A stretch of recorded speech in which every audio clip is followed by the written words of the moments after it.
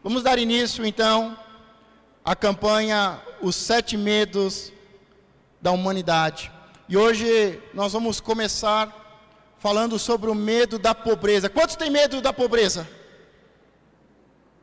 Tem certeza? Vou perguntar de novo, eu acho que você não entendeu. Quem tem medo de ser pobre? Quem tem medo da pobreza? Amém. Amém. Vou falar com vocês sobre o medo da pobreza, e vai ser a primeira mensagem, e como eu tinha prometido, Deus tinha ministrado ao meu espírito, é uma mensagem sobre prosperidade. Mas a prosperidade, ela não começa no bolso, diga, ela começa na mente. E eu tenho certeza que você não tem medo de ser pobre. Sabe por quê? Pergunta, por quê, pastor? Porque você é pobre.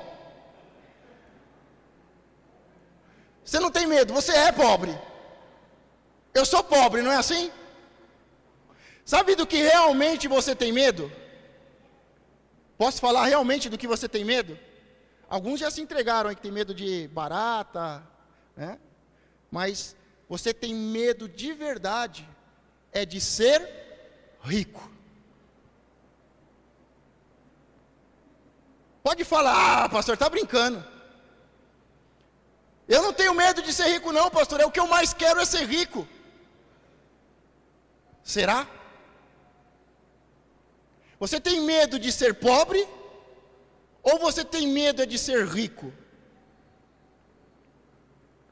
A grande questão é que muitas vezes, como nós vimos no trailer, a realidade é uma,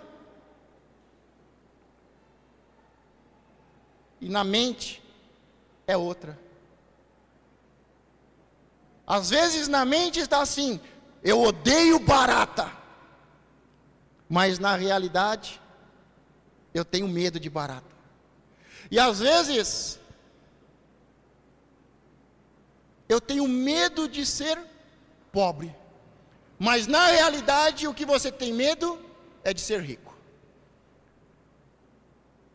Nós vamos decorrer na mensagem, você vai perceber que você tem medo de ficar rico. Porque se você não tivesse medo de ficar rico, você já tinha começado a ficar rico.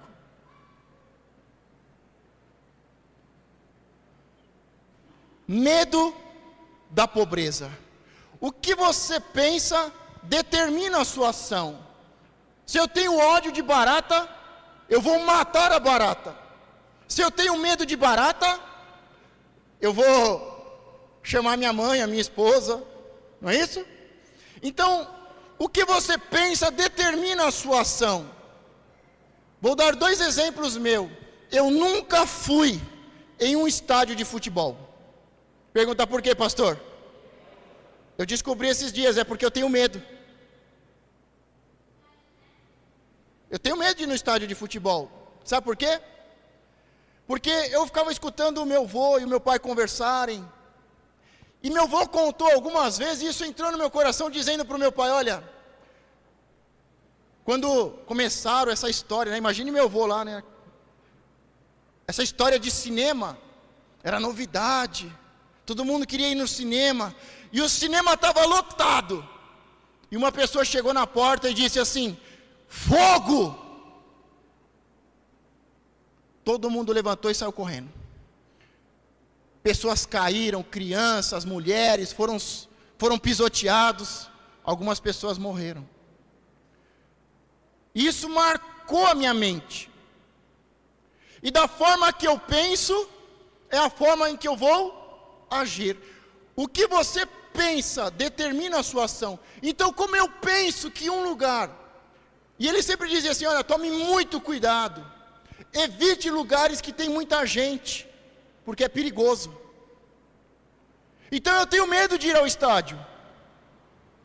Eu falei que não tinha medo de barata, e é verdade, eu não tenho medo, eu tenho nojo de barata, bicho nojento. Mas eu tenho medo de ir ao estádio, porque desde pequeno foi colocado um pensamento, uma ideia, de que onde tem muita gente é perigoso, aonde tem muita gente pode morrer. Então eu nunca fui em um estádio de futebol, apesar de gostar de futebol, apesar de torcer para um time muito bom, mas eu tenho medo, e eu preciso vencer. E enquanto o Senhor ministrava sobre a campanha, vocês sabem que nós estamos preparando já há um bom tempo, e o Senhor foi ministrando, você tem medo de ir você nunca foi num estádio de futebol? Não é porque você nunca quis ir, porque querer eu quero, mas eu tenho medo. E o Senhor foi mostrando que eu tinha medo. Às vezes, pensamos de um jeito, mas a realidade é outra. Pode ser que você está olhando para a sua realidade e para os seus pensamentos e não bate uma coisa com a outra.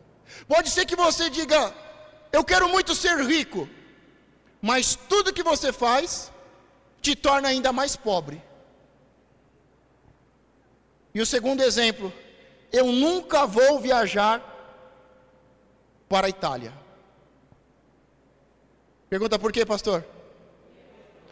Porque o meu bisavô falou para o meu avô, e o meu avô falou para o meu pai, e eu escutei, que não era para voltar nunca mais para a Itália. O meu bisavô saiu da Itália na época da guerra, do fascismo, da máfia italiana.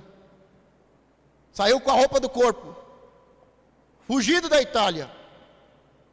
E meu bisavô falou para o meu avô que ele não deveria nunca mais voltar à Itália. E eu tenho medo de ir à Itália. Eu quero ir para todos os países, mas quando se fala da Itália, eu tenho medo. O que você pensa, diga o que eu penso, determina a minha ação. Como eu penso que estar em um lugar cheio de gente, em um estádio de futebol, como eu penso que voltar para a Itália é perigoso, eu nunca fui a um estádio, e eu nunca quis voltar para a Itália, mas o Senhor está ministrando ao meu coração. Eu quero ir a um estádio, eu quero ir à Itália. A próxima vez que eu for para Israel, amém, quem mais vai? Amém. A próxima vez que eu for para Israel, pode ter certeza que a caravana vai passar por Roma,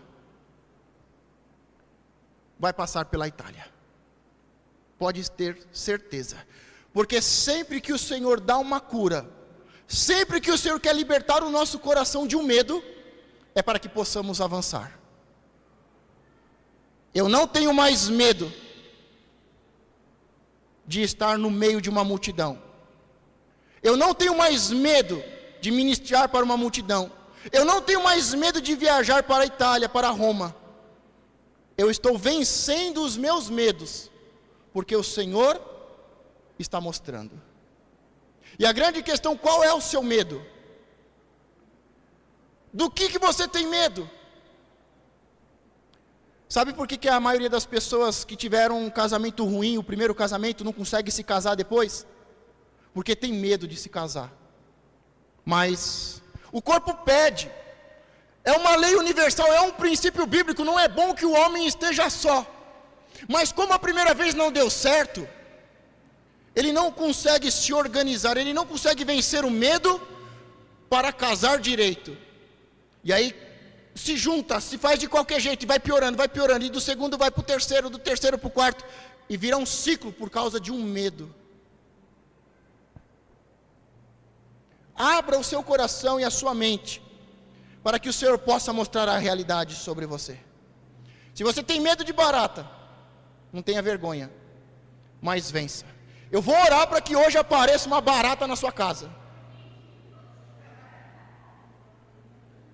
No portão, quando você estiver chegando. Quando você estiver chegando em casa, você vai ver uma barata. E você vai matar essa barata. Diga, os meus inimigos não são nada. O que você pensa determina a sua ação. Eu estou vencendo o medo de estar no meio de uma multidão, de estar diante de uma multidão. Eu estou vencendo o medo de fazer uma viagem para Roma, para a Itália. Mas sabe qual é o problema? Na maioria das vezes, estas ações são inconscientes. Se você tem uma crença negativa, um medo sobre dinheiro, provavelmente não tomará as atitudes que te trazem mais dinheiro. E nem perceberá que está fazendo isso. Se você não perceber o medo que você tem, e não abrir o seu coração para vencer esse medo, você vai fazer com que o dinheiro cada vez fique mais longe. Da boca para fora nós dizemos: eu quero prosperidade, Deus me abençoa. Mas todas as nossas ações fazem com que o dinheiro venha fugir da gente. O que você pensa determina a sua ação. Se você pensa algo errado sobre o dinheiro, as suas ações farão com que você fique bem longe do dinheiro. Sabe qual é o primeiro passo para mudar uma mentalidade? Pergunta: qual é, pastor? É querer mudar.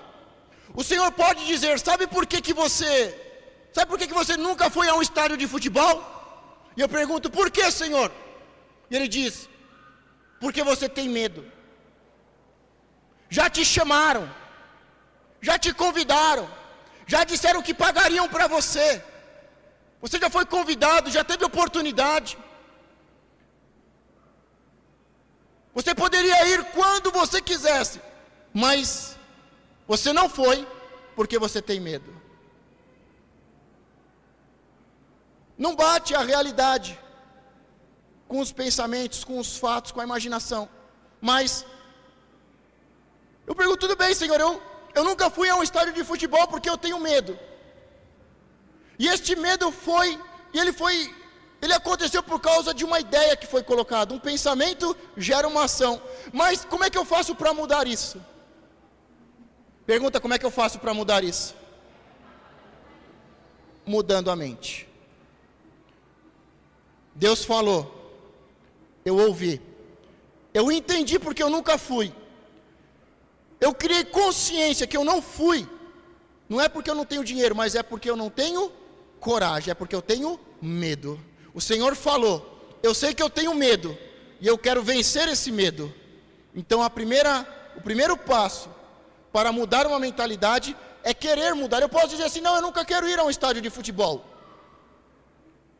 Ou eu posso dizer: eu quero vencer esse medo.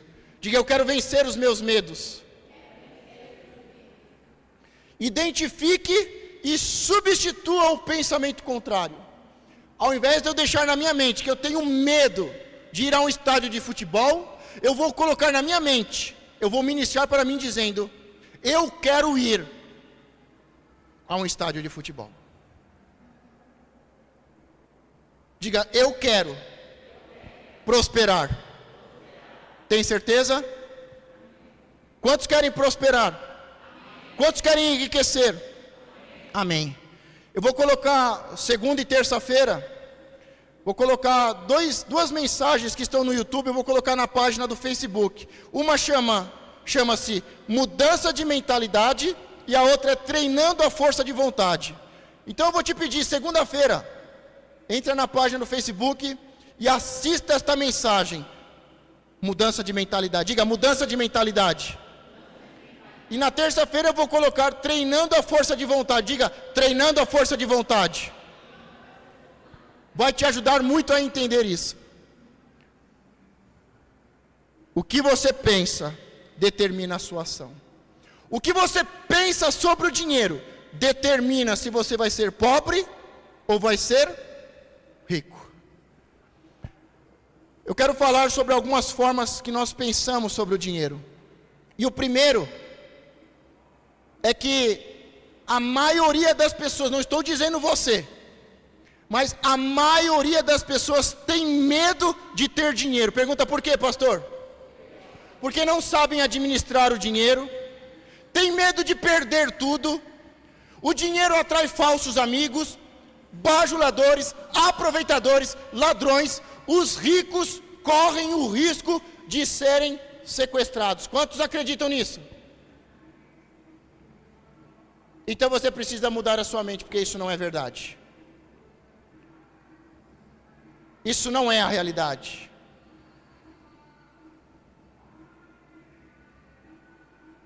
Diga, eu não tenho medo de ter dinheiro. Eu tenho tanta certeza que Deus vai me prosperar e vai me enriquecer, que a minha esposa, a pastora Carla, fazia ciências da computação. E Deus falou assim, não, fala para ela parar, para ela fazer a administração, para ela administrar as riquezas que eu vou te dar. Você acha que eu acredito que eu vou ficar próspero e rico ou não? Quantos acreditam que eu vou ficar rico? Amém. Deus ouça a sua oração. Mas eu já ouvi a palavra do nosso Deus. Deus falou que vai me prosperar e que vai me enriquecer. Diga, eu não posso ter medo. Mas a maioria das pessoas tem medo de ter dinheiro. E elas dizem, eu não sei cuidar do dinheiro. Eu não sei administrar o dinheiro. E a maioria das pessoas acham que dinheiro traz falsos amigos. Quantos aqui tem um falso amigo? Levanta a mão. Levanta bem a mão quem já teve um falso amigo, quem já teve um bajulador. Quem já teve um bajulador? Quem aqui já foi assaltado? Levanta bem a mão quem já foi assaltado. E você era rico? E você era rico? Quem tem falso amigo é pobre.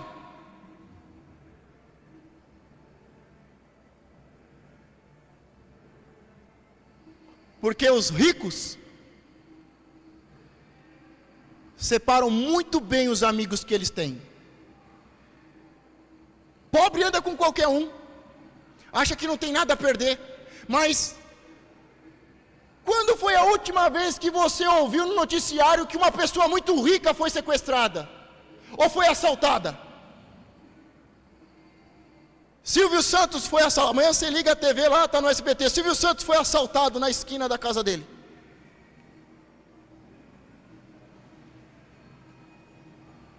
Quem é assaltado é os pobres.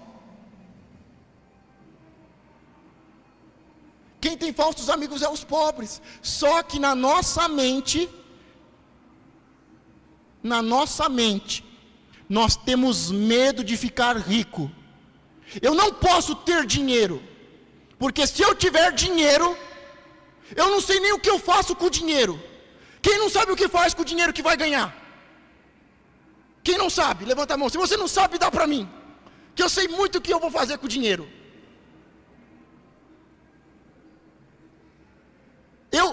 Eu tenho medo de ter dinheiro, porque eu nem sei o que eu vou fazer com tanto dinheiro. Eu tenho medo de ter dinheiro. Eu não sei cuidar do dinheiro. Eu não sei administrar o dinheiro. Dinheiro atrai falsas pessoas, atrai bajuladores, atrai aproveitadores. Mas nós acabamos de fazer uma pesquisa aqui, e todos os pobres, diga não, pastor, ex-pobre, já tiveram falsos amigos, já tiveram bajuladores, já foram assaltados. Então isso não é um problema de quem é rico. Diga, eu não tenho medo de ter dinheiro. Mas você viu que quando eu perguntei, a maioria tem medo. A maioria acha que ter dinheiro é ter problema, que ter dinheiro é ter falsos amigos, que ter dinheiro é correr risco de ser assaltado e de ser sequestrado. É isso que está na mente. E este pensamento gera uma ação. Eu não quero dinheiro, porque senão eu vou ter falsos amigos. Eu não quero dinheiro, porque senão eu vou ser assaltado. Quantos estão entendendo? Posso te falar uma coisa, te dar um conselho? Gente, aproveita essa mensagem ao máximo. Aproveita essa mensagem ao máximo. Outro dia o obreiro falou assim, as mensagens que são ministradas aqui você não encontra nem em inglês. Essa daqui você encontra em inglês, em espanhol e até em português. Mas sabe quanto um palestrante cobra para fazer uma mensagem dessa que nós vamos ter hoje? No mínimo do mínimo, 8 mil. 8 mil para ele fazer uma mensagem dessa. Outra vez chegaram para o apóstolo e falaram assim, apóstolo, O senhor já teve 4 grandes empresas. Em uma empresa você teve mais de 500 funcionários. Você tem uma história de sucesso. 30 anos de empresário. O senhor é conhecido em quase todo o país. Por que você não pega as suas palestras e vai ser um palestrante? Ele diz, um palestrante, o pior palestrante que tem no mercado ganha aí 8 mil por palestra. O apóstolo falou assim, olha, já fui empresário, eu não estou palestrando para ganhar dinheiro, cobrando para palestrar, eu estou ministrando para abençoar o povo de Deus. Aproveite esta mensagem, deixe Deus ministrar ao seu coração, abra a sua mente para ter uma mudança, uma renovação. Ou então, depois você pague para fazer um curso para alguém, que é um psicólogo, um administrador, ou você pode abrir a tua mente e ser renovada hoje. A maioria tem medo de ter dinheiro. Sabe qual é o outro pensamento? Dinheiro é sujo. Quantos já ouviram isso? Quantos já falaram isso para o filho? Queria colocar uma foto agora, só para ilustrar. Só apaga a luz rapidinho, só isso. Não sei se está dando para ver, mas aqui está uma mulher dando um beijo de língua no cachorrinho dela. Estão vendo? Dá para ver? Estão vendo aí o beijo de língua? Aqui do lado está a boca dela toda desbeiçada, toda arrebentada. Sabe por quê? Porque dinheiro é sujo, mas o cachorrinho dela é limpo. A criança coloca tudo na boca, mas pegou, não, dinheiro é sujo. Dinheiro é sujo. Não estou falando para você colocar o dinheiro na boca, mas eu estou falando para você, olha, o que é sujo a gente coloca no lixo. O que é sujo eu não quero. Você quer algo que é sujo? Mas o que está na nossa mente é que o dinheiro é sujo. Seu dinheiro é sujo? Dá para mim então.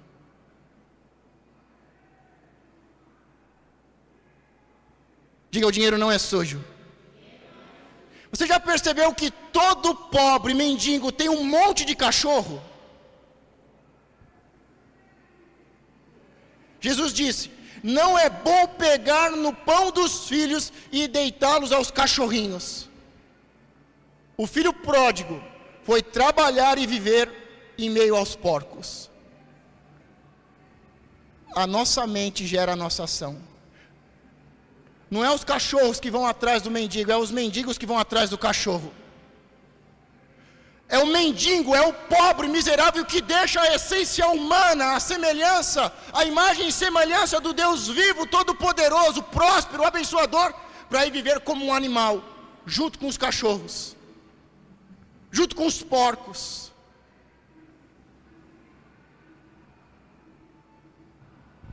Diga, dinheiro não é sujo. Não precisa colocar na boca, mas ele não é sujo. Diga, dinheiro é uma bênção. Vocês estão percebendo que quando eu tenho medo de ter dinheiro, porque eu não sei administrar, quando eu tenho medo de ter dinheiro, porque dinheiro atrai falsos amigos bajuladores, quando eu tenho medo de ter dinheiro, porque eu não quero ser assaltado, não quero ser sequestrado, porque o dinheiro é sujo, o dinheiro vai ficando cada vez mais longe. E aí, você acha que você gosta de dinheiro, você acha que você precisa, você até pede para Deus, mas na verdade, os seus pensamentos vão gerar uma ação em que cada vez você fica mais longe do dinheiro. Quantos estão entendendo? Terceiro, agora, vamos até virar crente agora, vamos agora. O dinheiro é a raiz de...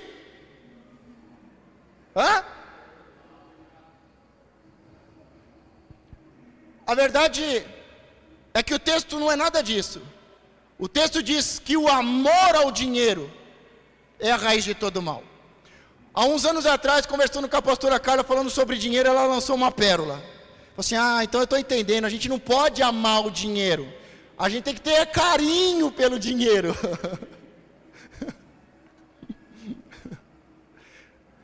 O amor ao dinheiro é a raiz de todo mal. Vamos inverter a frase e dizer, o amor ao Senhor é a raiz de toda a bênção. Quantos querem ter dinheiro? Então o segredo é amar a Deus. Abraão amou a Deus.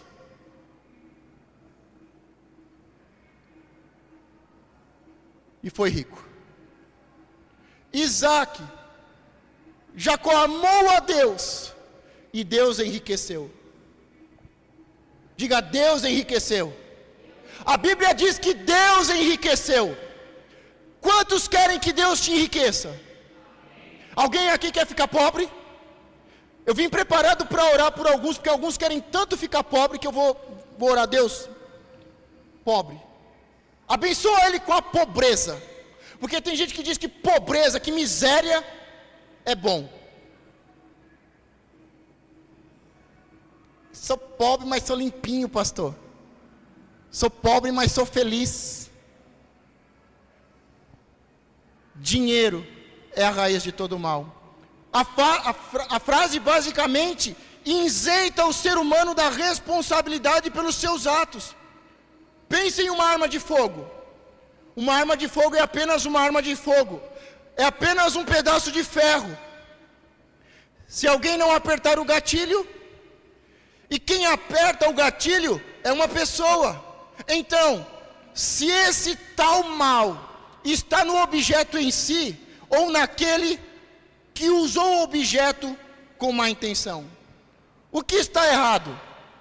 É um pedaço de ferro, uma arma, ou a pessoa que usou uma arma da forma incorreta? Para assaltar, para matar alguém. O que está errado? É a arma ou é a pessoa? Por favor, me responda. Quem? Não é a arma. Não é a arma que vai cumprir 30 anos de cadeia. É a arma ou é a pessoa? Da mesma forma é o dinheiro.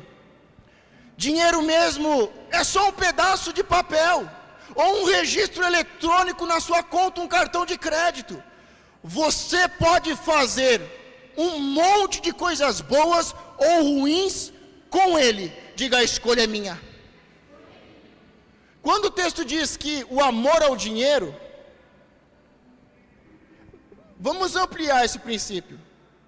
O meu amor pela pastora é a raiz de todo mal. O meu amor por você, o meu amor pelo próximo é a raiz de todo mal. O texto ali está querendo dizer o seguinte: quando o meu amor por algo está acima do amor de Deus, quando eu amo mais o dinheiro do que a Deus, isso é a raiz de todo mal. Quando o meu amor pela minha esposa, quando o amor de Abraão por Isaac, pelo seu filho, foi maior do que o amor a Deus, é a raiz de todo mal. E aí nós precisamos colocar as coisas no devido lugar. Amar a Deus acima de todas as coisas. E depois o dinheiro, pastor? Não. Amar a Deus acima de todas as coisas. E o próximo, como a ti mesmo. E o próximo, como Deus te amou, como Jesus te amou. Depois o dinheiro. E aí você pode amar o dinheiro. Eu amo o dinheiro. O problema é as pessoas que amam o dinheiro acima de Deus. O dinheiro é mais importante que Deus. Quando eu não venho à igreja porque eu vou trabalhar, eu estou dizendo que o dinheiro é mais importante que Deus. Que eu amo mais o dinheiro, que eu preciso mais do dinheiro do que de Deus. Quantos estão entendendo? Posso ir para o próximo? Você pode dizer, eu amo dinheiro? Quantos podem dizer eu amo dinheiro? Pode falar um pouco mais alto? Porque eu queria que Deus ouvisse isso. Porque Deus não vai te dar algo que você não goste, algo que você não... Sabe por que Deus me deu a pastora Carla? Porque eu amo ela. Senão Deus não dava. Só que a gente é tão religioso, está tão preso na nossa mente esse pensamento que gera uma ação, que nós não temos nem coragem de... Eu amo o dinheiro. Será que Deus ouviu? A Bíblia tem várias formas de ser lida, de ser interpretada. Existem textos que são literais, do jeito que está escrito, é do jeito que é. E tem outros que são poéticos, são históricos, e tem que ter texto e contexto para ter interpretação. Não tem problema nenhum, Deus não vai ficar com raiva porque eu amo a Carla. Deus não fica com raiva porque você ama o seu filho. O problema é que quando você ama o seu filho mais do que Deus, aí você arrumou um inimigo. Porque Deus é zeloso e Ele não aceita. Diga, eu amo dinheiro. Diga mais forte, eu amo dinheiro. Eu me responsabilizo. Eu falo qualquer coisa, eu troco uma ideia com Deus. Não tenha medo, diga, eu amo dinheiro. Mas os pastores colocam umas ideias na nossa cabeça que não tem nada a ver. Até hoje tem gente na nossa igreja que não toma ceia porque diz, porque se comer e beber, não discernir, não sei o que, vai morrer. E a pessoa não toma porque tem medo de morrer. E na verdade Jesus disse, coma e beba. Ele não disse se tiver fome, ele não disse se quiser, ele não disse se crer, ele disse, coma e beba, se arrependa dos seus pecados e coma e beba. Diga, é uma ordem. Mas porque o apóstolo Paulo escreveu para uma igreja que estava fazendo a ceia do jeito errado, e ele está ensinando, ele está corrigindo, ele fala assim, olha, vocês são vaidosos, vocês são competitivos, um come e o outro passa fome, vocês não estão nem aí com o irmão, não há unidade, não há irmandade, não há um corpo de Cristo, vocês são competitivos, invejosos, vocês fazem as coisas para se aparecer. Se vocês continuarem assim, vocês vão comer e vão morrer. Mas a pessoa não tem texto e contexto. Mas sabe o que me deixa mais nervoso? É que o pastor de 10 anos atrás fala uma mentira, ou faz algo que não tem texto e contexto e a pessoa não entende, e ela continua vivendo. E o pastor dela fala, não é assim. Aqui o texto, ó, aqui o texto, aqui, texto, contexto. E ela, não vou comer não. Se eu não sou pastor dela, o problema é dela. Continua sem ter parte. E nós vimos a mensagem sobre o cálice. A importância de tomar o cálice e de comer o pão. Você faz o que você quer com o dinheiro. Madre Teresa de Calcutá angariou milhões de dólares em recursos para causas nobres. Com muito dinheiro, ela conseguiu fazer o bem. Tem uma das cenas que mais me marca na história da Madre Teresa, é que ela chegou para uma pessoa rica, estendeu a mão, falou assim, olha, dê uma esmola para os pobres, para as crianças. Uma pessoa deu uma cusparada na mão dela. Ela pegou, limpou na roupa dela assim, para mim você já deu, dê agora para as crianças.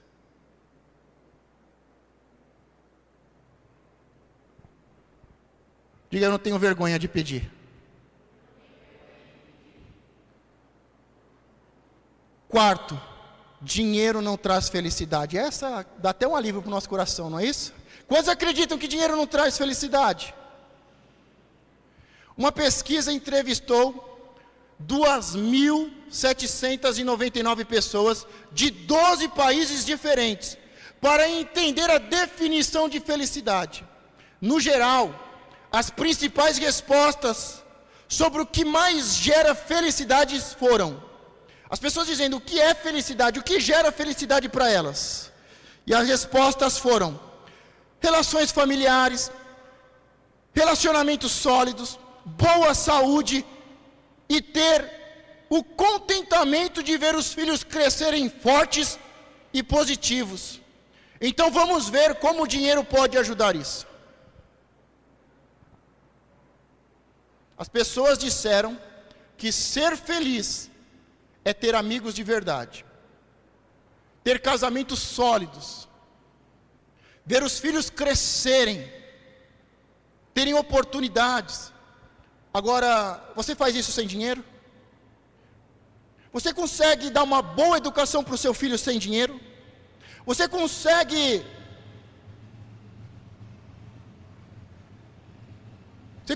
com que você e a sua casa tenha saúde, boa alimentação sem dinheiro? Você consegue ter médicos bons sem dinheiro? Você consegue fazer com que o seu filho aprenda uma língua, aprenda algo especial sem ter dinheiro?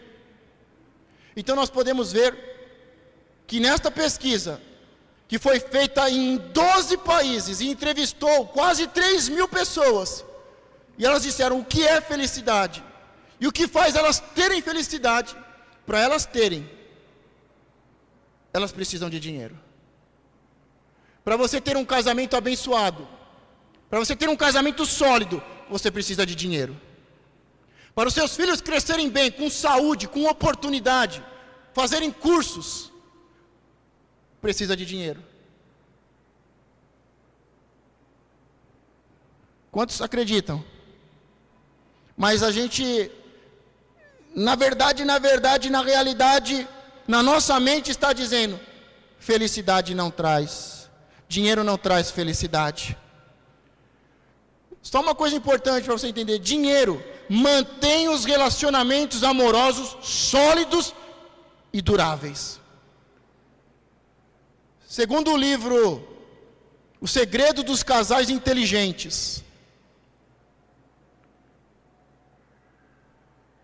problemas financeiros são o segundo maior motivo de separação no mundo. Sabe por que as pessoas se separam? Sabe por que os casamentos se desfazem? Por falta de dinheiro. É o segundo motivo porque os casamentos se acabam, é por falta de dinheiro. Sabe qual é o primeiro? Pergunta: qual é o primeiro motivo, pastor? Infidelidade. As pessoas se separam, e a maioria se separa por infidelidade. E o segundo motivo no mundo porque os casais se separam é por falta de dinheiro. Você precisa de dinheiro ou não? Seu casamento está precisando de dinheiro, não está? Seu casamento está precisando de dinheiro, o meu também está precisando. Quinto, se você não nasceu rico, provavelmente nunca será rico. Quantos já ouviram isso? Quantos já falaram: seu pai é pobre, rapaz. Quantos já ouviram isso? Quantos não estão com isso na cabeça? O meu avô era pobre, o meu pai é pobre e eu sou pobre. Quantos acreditam que é assim? Vou te dar mais uma informação importante. 16% dos milionários do mundo. Quantos por cento? 16% dos milionários do mundo são herdeiros. Pergunta: o que isso significa, pastor? Que 16% dos milionários hoje, apenas 16% são milionários porque herdaram o dinheiro dos seus pais. Isso significa que 84%, diga 84%, ficaram ricos e começaram do nada. Então as pessoas não são ricas simplesmente porque receberam ou herdaram dinheiro. Imagine 100 pessoas, 16 de cada 100 milionários, 16 são milionários porque receberam dinheiro de herança. 84 pessoas de 100 milionários se tornaram milionários do nada, não tinham nada. Qual número é maior? Qual é a probabilidade maior? De você herdar algo ou de você conquistar algo? Então não diga mais. Não deixe a sua mente te enganar. dizendo que pessoas ricas são filhinhos de papai. Alguns são, mas a maioria enriqueceram do nada.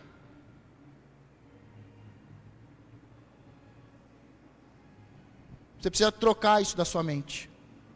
Você não pode ter medo de ficar rico. Você não pode ter medo de ter dinheiro. Você não pode achar que o dinheiro é sujo. Você não pode achar que amar o dinheiro é pecado.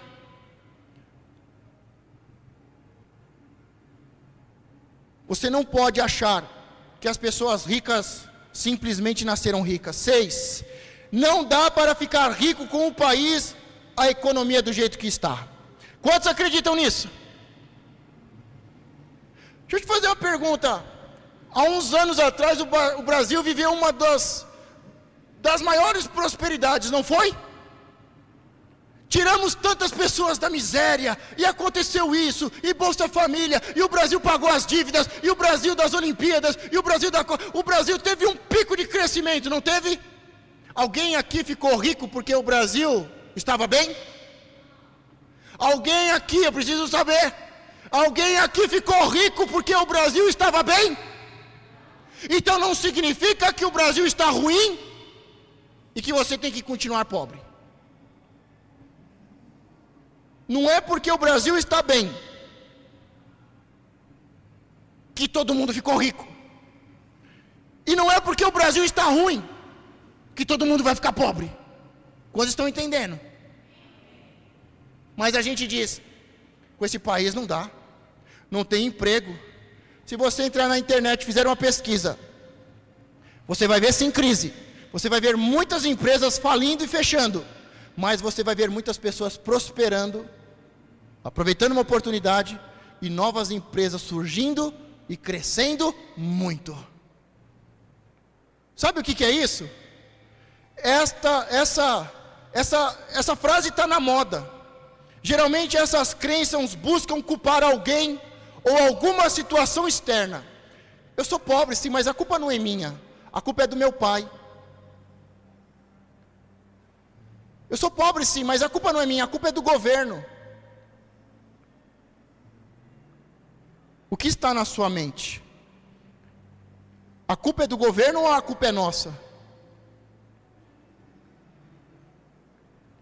A crise é uma coisa que você aceita ou não na sua vida. A crise é, inclusive, um dos maiores momentos para se ganhar muito dinheiro.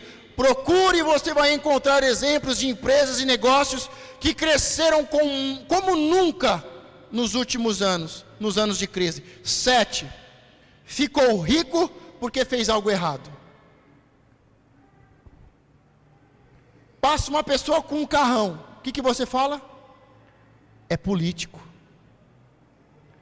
é traficante. Tinha um colega meu que ele via alguém rico e falava, olha lá, o que foi? Olha lá. Ou ele vende droga, ou fez alguma coisa errada.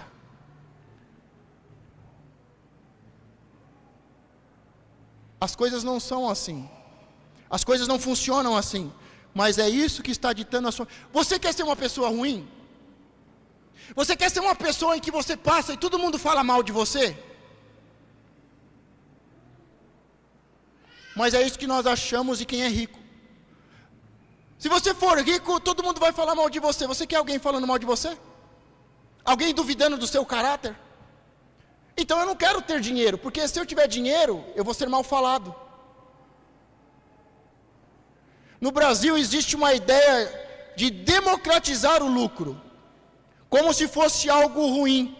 O sujeito que empreende, corre todos os riscos e se torna bem-sucedido, muitas vezes é mal visto. Não se percebe que estas são as maiores, que esses são os maiores criadores de riqueza e de emprego no país. Há também uma ponta de inveja. Ao invés de entender como a pessoa chegou no topo, muitos duvidam do potencial genuíno por não acreditarem ser possível. há inúmeros milionários e bilionários no mundo que construíram a sua fortuna de forma honesta. Aprenda o que eles fizeram e copie. Não adianta falar mal, não adianta criticar. Você pode aprender com eles. No começo da igreja Fonte de Vida, nós tivemos muito problema. Sabe como que a igreja era chamada? A igreja dos riquinhos. Só que os pobrezinhos, ao invés de aprender com o pastor Gerson, que era um grande empresário, e saiu da miséria, e deu de forma direta mais de 500 empregos, sem contar de forma indireta, como é que faz para sair do zero e prosperar? Aí eles diziam, a igreja é dos riquinhos. Mas você pode aprender. Então as pessoas que são ricas, do mesmo jeito, quanto conhece algum pobre safado aqui? Um pobre ruim, ou bicho ruim, maldoso, maligno, pobre. Quantos conhecem uma pessoa pobre e ruim, que faz coisa errada?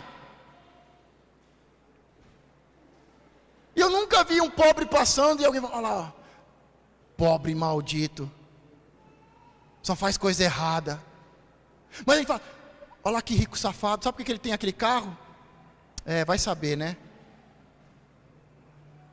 Então a gente tem na nossa mente que ser rico é errado. As pessoas que são ricas fizeram coisas erradas. Diga, nem todas as pessoas ricas fazem coisas erradas. Só algumas. Oitavo, investimento é para quem é rico. Quantos aqui estão guardando dinheiro? Fazendo uma poupança? Vocês são ricos ou não? Vocês que estão fazendo? Pode responder sim ou não? Não, porque primeiro a gente poupa, a gente guarda, para depois ser rico. Mas as pessoas dizem, quando eu for rico, eu vou investir na poupança, eu vou investir na bolsa, eu vou investir no mercado imobiliário. Você não pode esperar quando você tiver dinheiro. Você tem que primeiro ter dinheiro, você tem que juntar. Se você pode juntar 10 reais por mês, 30 reais por mês, 100 reais por mês, você junta dinheiro para investir. Você junta e vai investindo. Não é quando você ficar rico. Quantos estão entendendo? 9. Ter muito dinheiro vai me tornar menos espiritual. Chicalaná. Vou parar de sapatear, de falar em línguas. Quantos acham que ter dinheiro vai te tornar menos espiritual? O que é ser mais espiritual para você? Sapatear, falar em línguas. Alguns dizem que ajudar o próximo te torna mais espiritual. Diga, ajudar o próximo me torna mais espiritual. Amém. Se você perceber, muitos líderes religiosos tiveram essa característica forte, a ideia de fazer o bem sem olhar a quem, e sem esperar retorno por isso. Agora eu vou te fazer uma pergunta: você consegue ajudar mais pessoas com dinheiro ou sem dinheiro? Diga, uma pergunta óbvia, pastor. Se você quer ajudar as pessoas, você precisa de dinheiro.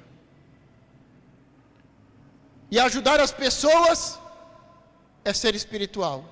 Diga, ser espiritual é ajudar as pessoas. Ser espiritual não é dizer que é crente. Ser espiritual é ajudar as pessoas. E você pode ajudar as pessoas com dinheiro, gerando emprego, socorrendo o necessitado, construindo escolas, instituições, edificando igrejas. Um exemplo é o compromisso de doação, encabeçado pelo Bill Gates e pelo Warner. eles conseguiram convencer 40 bilionários até o momento a doarem mais da metade das suas fortunas, seja em vida ou pós a morte. São bilhões e bilhões de dólares em doação. Nós ajudamos as pessoas com dinheiro. O Bill Gates, em parceria com um dos seus amigos, já convenceram 40 milionários e bilionários a doarem metade dos seus bens e das suas fortunas, em vida ou em morte. E eu estou aqui para te convencer também. Quantos querem entrar para este grupo? O compromisso de doação. Quantos querem fazer um compromisso de doação? Pastor, eu quero fazer parte deste compromisso de doação também. Antes de eu morrer, ou depois que eu morrer, metade do que eu tenho, eu vou doar. Quantos estão dispostos? Levante a mão. Posso te falar uma coisa muito séria? Só pobre que ama dinheiro. Só pobre não faz doação. Eu não conheço um rico que tenha amor ao dinheiro ou que não faça doações. Mas eu conheço um monte de pobre miserável que não ajuda ninguém e que tem amor ao dinheiro. Por isso eu vou perguntar de novo: quantos querem fazer o compromisso de doação? Ainda em vida, ter a alegria de doar metade dos seus bens, metade da sua fortuna, ou quando você morrer já deixar em testamento? Amém. Agora você sabe porque muitos são ricos e porque muitos são pobres. 10º, os ricos não entrarão no reino dos céus. Quantos acreditam nisso? O texto de Mateus 19, do 16 ao 30, deixa claro que o propósito de Jesus era levar os seus discípulos a entender a completa impossibilidade de alguém semelhante ao jovem rico ser salvo, enquanto ainda apegado às suas riquezas. O problema não está nas riquezas em si, mas no apego indevido a elas. Mas quando o ser humano aceita o convite à renúncia de si mesmo, aquilo que é impossível aos homens se torna possível ao poder transformador da graça divina. Engraçado que então Deus enriqueceu Abraão, o pai da fé, e o pai da fé, porque é rico, não vai para o céu. Não é o dinheiro que você tem, mas é o amor que você tem ao dinheiro que faz você não ir para o céu. Sabe outra coisa que faz você não ir para o céu? Não perdoar. Se você não abrir mão, se você não renunciar o ódio, a inveja, você não vai para o céu. Então não é só se você não abrir mão do dinheiro,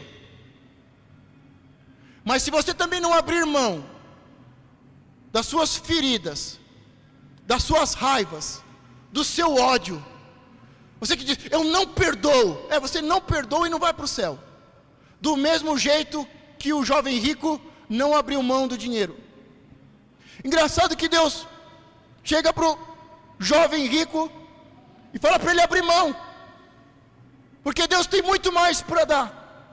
E chega na casa de um outro homem rico e diz, a salvação chegou na sua casa. E ele era rico. Zaqueu era rico. Por que Zaqueu foi salvo? Porque ele disse, se eu pequei e eu defraudei, se eu prejudiquei alguém, eu vou restituir, e vou restituir 4 vezes mais. Ele está mostrando, eu não estou apegado ao dinheiro, eu amo o Senhor, eu amo o próximo. E ele continuou rico. Os ricos vão para o céu.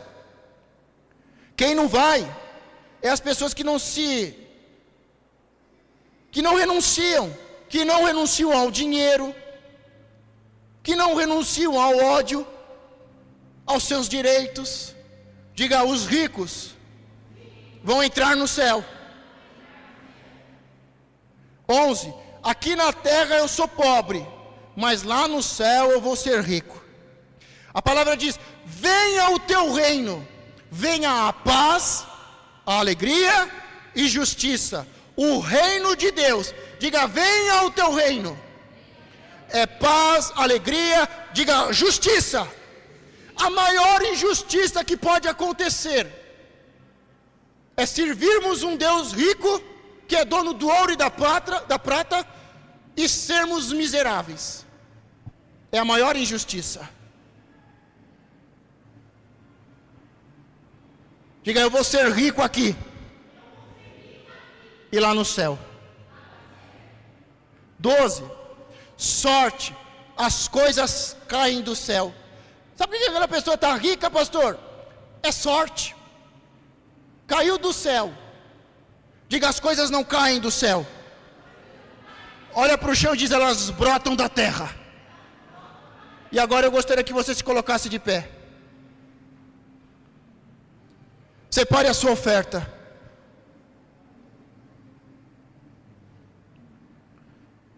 Eu perguntei quem queria fazer o propósito da doação. E como é difícil. E as pessoas dizem, eu não sou ofertante dizimista porque senão eu vou ficar pobre. Não, pobre você já é. E pior do que pobre, miserável, maldito. Porque ama o dinheiro, não confia no Senhor.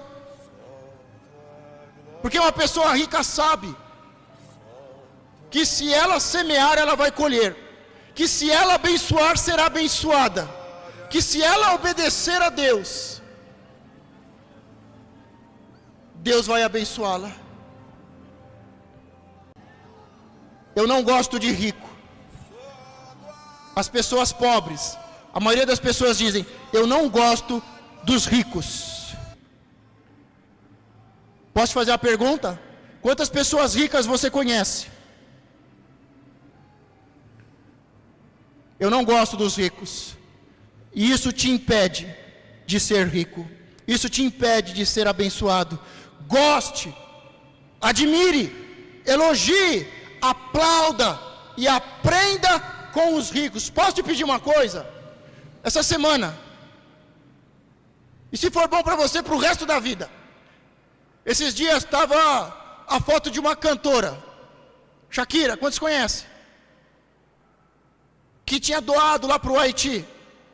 Quando você ver uma próxima pessoa rica, fazendo algo bom, fazendo doações, abençoando o necessitado, que você se coloque de pé e aplauda. Parabéns, Shakira. Deus te abençoe, Shakira. Que Deus te dê muito mais. E que Deus me faça igual a você.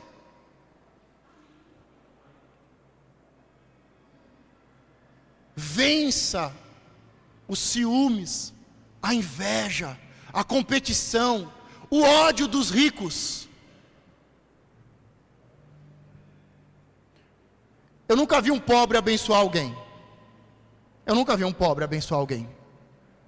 Mas eu já vi muitos ricos abençoarem muitas pessoas.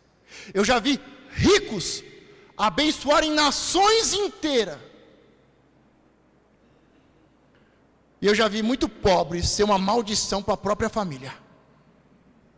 Então a próxima vez que você vê um rico fazendo algo bom, está fazendo para aparecer, está fazendo para aparecer na mídia, está fazendo para se mostrar de bonzinho. Que a mão direita faz, a esquerda não vê.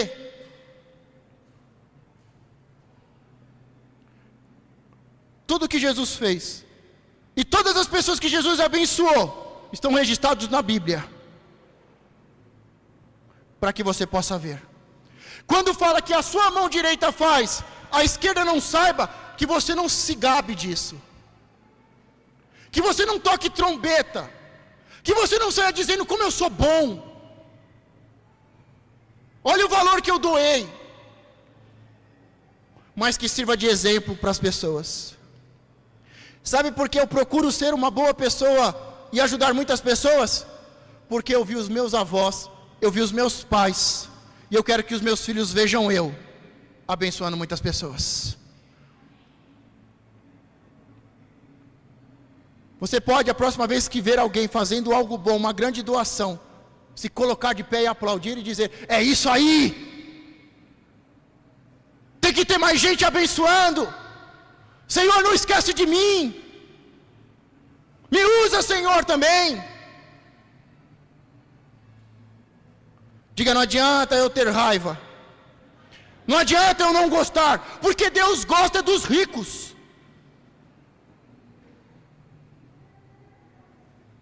Deus disse que ama Abraão, Os patriarcas são ricos. O nosso Deus é rico. Ele ama a excelência, Ele ama a nobreza, Ele ama a prosperidade do seu povo. A religião é tão maldita que até inventou um Jesus miserável, um Jesus pobrezinho, nu, um Jesus miserável, pobrezinho, que nasceu no meio dos cachorrinhos, tadinho, parece um rato pelado que nasceu no meio do mato. Esse Jesus é uma mentira, é uma invenção da igreja católica, apostólica, romana, não praticante da palavra de Deus. E para os católicos, apostólicos, não praticantes, se você saiu do império de Roma e entrou para o império, para o reino de Deus, você saiu da miséria e entrou para a riqueza. Eles falam de um Jesus pobre e miserável, e o nosso fala de um Jesus rico e próspero. A palavra diz que Jesus pegou a miséria, pegou a pobreza e levou para a cruz, e pegou a riqueza que é dele e deu para nós. Mas tem gente que diz: não, eu prefiro ser pobre. Por que, filho, você quer ser pobre? Ah, porque ter dinheiro dá muito trabalho, ter dinheiro é muito perigoso, ter dinheiro é sujo, Deus. Eu não gosto dos ricos, Deus. Se você não gosta dos ricos, você está dizendo: eu não gosto do meu pai na fé, Abraão, porque o seu pai na fé é rico. Diga: mudança de mente. Se você quer a prosperidade, você precisa, e ela começa com a mente. Ela não começa, diga, ela não começa no bolso, ela começa na mente. 14, os meus pais e eu sempre fomos pobres. Em 2 Samuel 9, do 6 a 8, e Melquisedeque, filho de Jonatas, o filho de Saul, veio a Davi e se prostrou com o rosto por terra, inclinou-se e disse: Davi, Mefibosete. E ele disse: eis aqui teu servo. E disse-lhe Davi: não temas, diga, não temas, porque de certo usarei contigo de benevolência por amor de Jonatas teu pai. Diga, usarei de amor, e te restituirei, diga, te restituirei, amém, todas as terras de Saul teu pai, e tu sempre comerás pão à minha mesa, diga, e comerás pão à minha mesa. Então inclinou-se e disse: quem é o teu servo para que te olhes para um cão morto, tal como eu? Diga, um cão morto. Mefibosete é filho, é neto de Saul, filho de Jonatas, chefes do exército, tinham um chamado para serem príncipes, reis, mas por causa do pecado, e por causa da desobediência, e por causa de um altar errado, um sacrifício em desobediência, ele perdeu a nobreza, ele perdeu o chamado, ele não vai mais ser rei em Israel. E por causa desse pecado, eles vão para a guerra. Saul morre, Jonatas morre, Mefibosete cai do colo da babá, da ama, e fica paralítico da cintura para baixo. Mas quando Davi se torna rei, ele diz: tem alguém ainda da casa de Saul para que eu abençoe? Diga: o rei quer me abençoar. Pode ser sim que o seu pai, o seu avô, cometeram um pecado, levantaram sacrifícios de idolatria, não confiaram em Deus, e por causa disso, perderam a nobreza, perderam a bênção de Deus, e hoje são paralíticos, se rastejam pelo chão, vivem no mesmo nível de um cachorro, e como ele diz: mas quem sou eu para ser abençoado?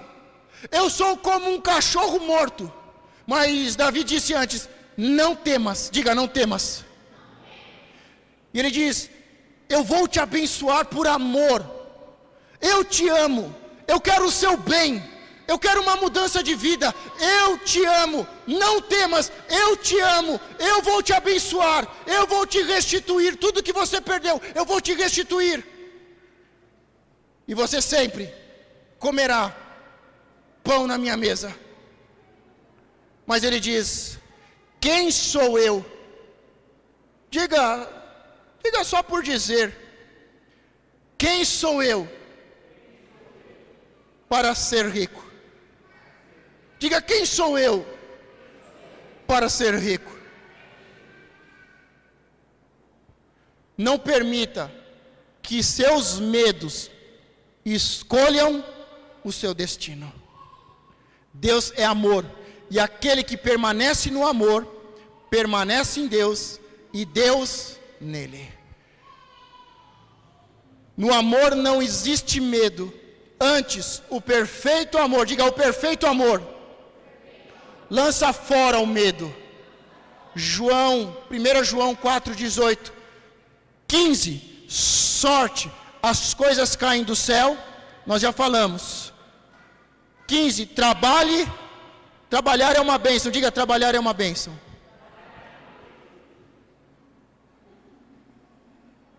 A maioria das pessoas pensa que trabalhar é uma maldição.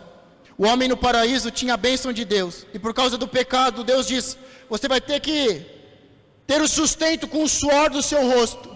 E a maioria vê o trabalho como uma maldição, mas trabalhar não é uma maldição. Diga: não é uma maldição. Ficar desempregado é uma maldição. Trabalhar, ter um emprego é uma bênção. Diga: trabalhar, ter um emprego é uma bênção. Por isso eu quero te pedir para se colocar de pé. E eu quero te desejar uma boa semana e um bom trabalho. Diga para a pessoa que está do seu lado: uma boa semana e um bom trabalho. Diga de novo: uma boa semana e um bom trabalho. Diga: eu vou ter uma boa semana e um bom trabalho. Não tenha medo, o Senhor é contigo. Não tenha medo, o Senhor é contigo.